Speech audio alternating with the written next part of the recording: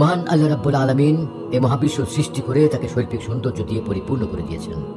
এক সৃষ্টির সাথে অন্য সৃষ্টির কোনো সাদৃশ্য নেই। প্রত্যেক সৃষ্টিকেই মহান আল্লাহ রাব্বুল আলামিন তার নিজস্ব আকৃতি বা স্বতন্ত্র বোধ দিয়ে তৈরি করেছেন।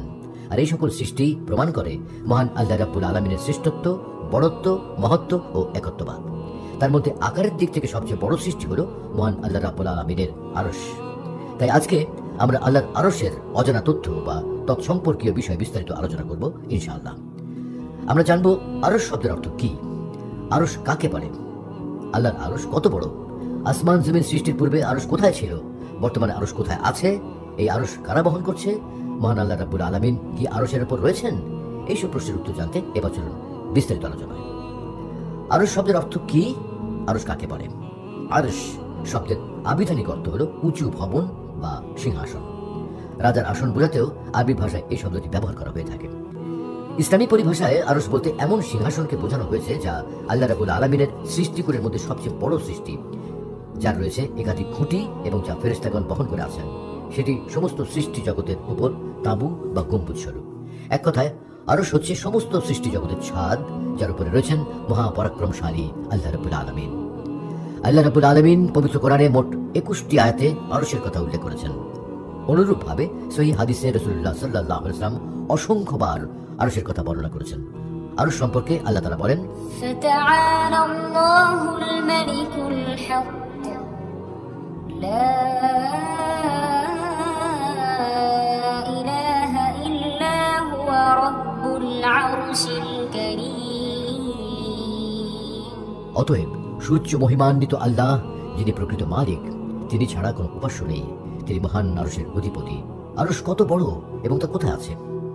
অসংখ্য জায়গায় বর্ণিত হয়েছে যে আরশ আয়তনে বিশাল। এমনও বলা হয় যে 7 আসমান ও জমিন কুরসির তুলনায় ছোট একটি বৃত্ত মাত্র। আর কুরসি হচ্ছে একটা মরুভূমির চেয়ে ছোট, আর এই মরুভূমিটা আরশের একটা ছোট অংশ।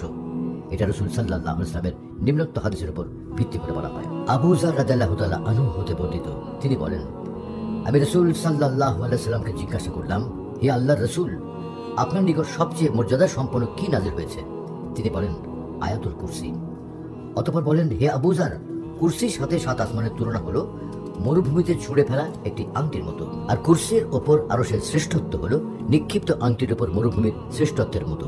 আব্দুল্লাহ ইবনে মাসউদ রাদিয়াল্লাহু তাআলা আনহু থেকে বর্ণিত আছে, তিনি বলেন, দুনিয়ার আকাশ এবং এর পরবর্তী আকাশের মধ্যে দূরত্ব হচ্ছে 500 বছরের পথ।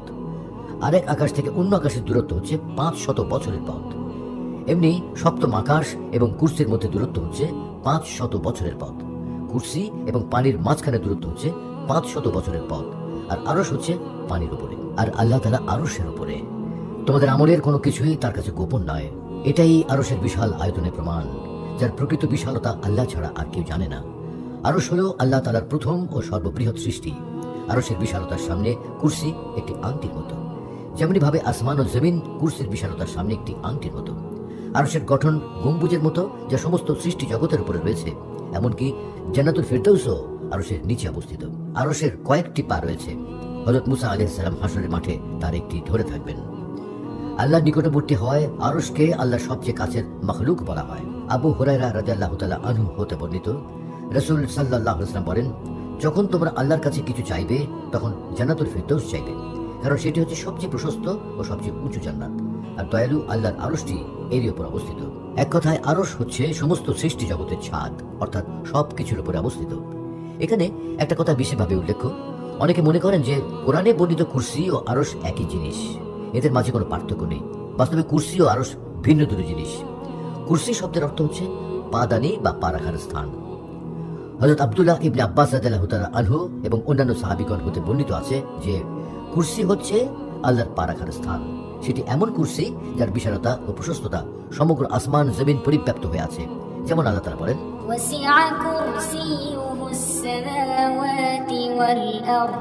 তার কুরসি আসমান সমূহ ও জমিনকে পরিবেষ্টিত করে আছে। আসমান জমিন সৃষ্টির পূর্বে আরশ কোথায় ছিল? আসমান ও জমিন সৃষ্টির পূর্বে আরশ কোথায় ছিল সে সম্পর্কে মহান আল্লাহ রাব্বুল আলামিন বলেন, وهو الذي خلق السماوات والأرض في 6 أيام وكان عرشه على الماء আর তিনি আল্লাহ যিনি আসমান সমূহ ও জমিনকে 6 দিনে সৃষ্টি করেছেন, আর তার আরশ ছিল পানির উপর। আসমান সমূহ ও জমিন সৃষ্টির পূর্বে আরশ ছিল পানির উপরে। এ ব্যাপারে অসংখ্য সহিহ হাদিস রয়েছে। অতএব আমরা বলতে পারি যে আসমান সমূহ ও জমিন সৃষ্টির পূর্বে আল্লাহ রাব্বুল আলামিনের আরশ ছিল পানির উপর। আল্লাহর আরশ কারা বহন করছেন? আল্লাহর আরশ বহনকারী কিছু ফেরেশতা রয়েছেন যাদেরকে আল্লাহ আরশ বহনে নিযুক্ত করেছেন। নিঃসন্দেহে তারা আল্লাহর সবচেয়ে মর্যাদাবান ও নিকটবর্তী ফেরেশতা। পবিত্র কোরআনে 8 জন ফেরেশতার আরশ বহনের কথা উল্লেখ রয়েছে। আল্লাহ তাআলা বলেন, ويحمل عرش ربك فوقهم يومئذ ثمانية 8 জন ফেরেশতা সেদিন তোমার প্রভুর আরশকে তাদের উপরে তুলে ধরবে। আলেমগণ 8-এর ব্যাখ্যা নিয়ে মতানৈক্য করেছেন। কেউ বলেন ফেরেশতাদের 8টি শ্রেণী বা 8টি সারি রহমানের আরশ বহন করছে। আবার কেউ বলেন তারা 8 জন ফেরেশতা। আরশ বহনকারীরা তাসবিহ পাঠ করে এবং নিজেদের জন্য ও মুমিনদের জন্য সর্বদা ক্ষমা প্রার্থনা করে। যেমন আল্লাহ তাআলা বলেন, الذين يحملون العرش ومن حوله يسبحون بحمد ربهم ويؤمنون به ويستغفرون للذين آمنوا যারা আল্লাহর আরশ বহন করে এবং যারা তার চারপাশ ঘিরে থাকে তারা সেই ফেরেশতারা তাদের প্রভুর পবিত্রতা ও মহিমা ঘোষণা করে, তাকে বিশ্বাস করে এবং মুমিনদের জন্য তার কাছে ক্ষমা প্রার্থনা করে।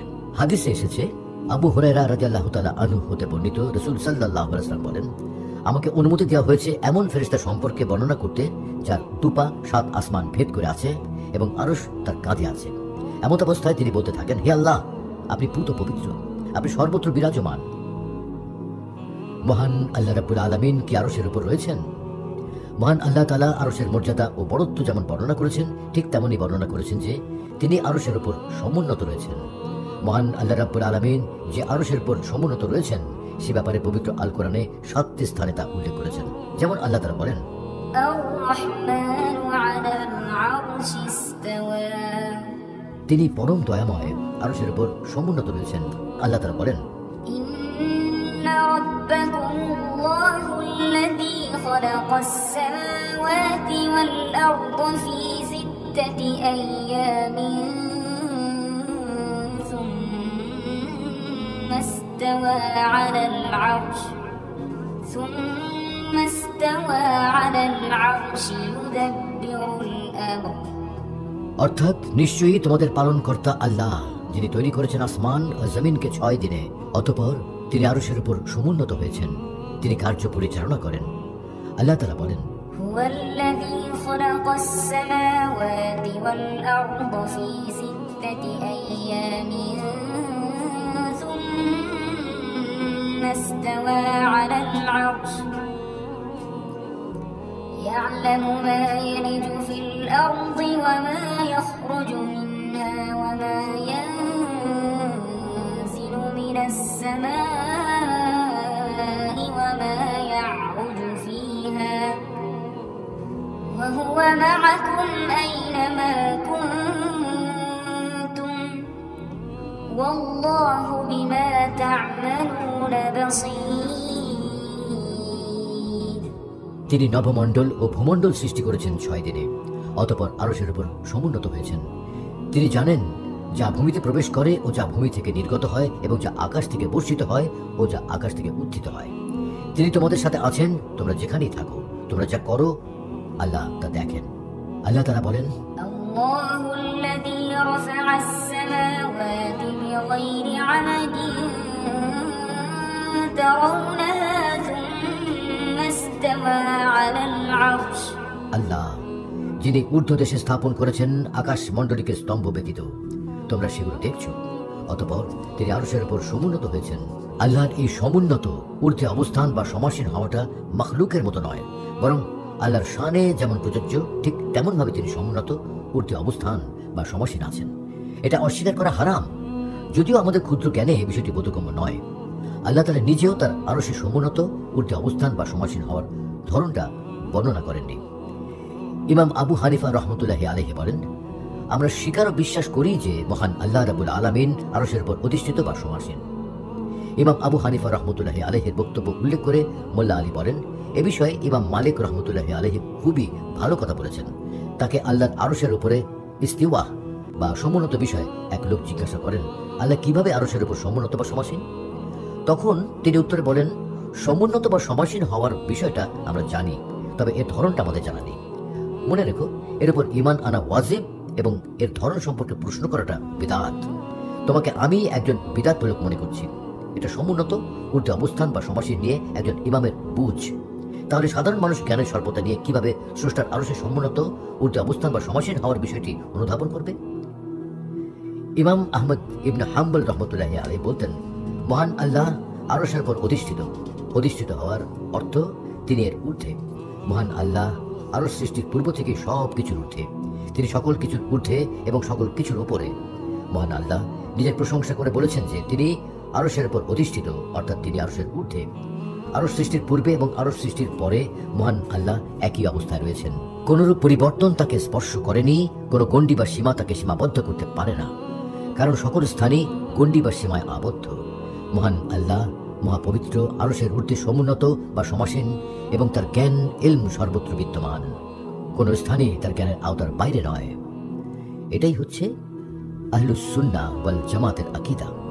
মহান আল্লাহ রাব্বুল আলামিন আমাদের সকলকে এর প্রতি দৃঢ় বিশ্বাস স্থাপন করা এবং তদানুযায়ী আমল করা তৌফিক দান করুন। আমিন।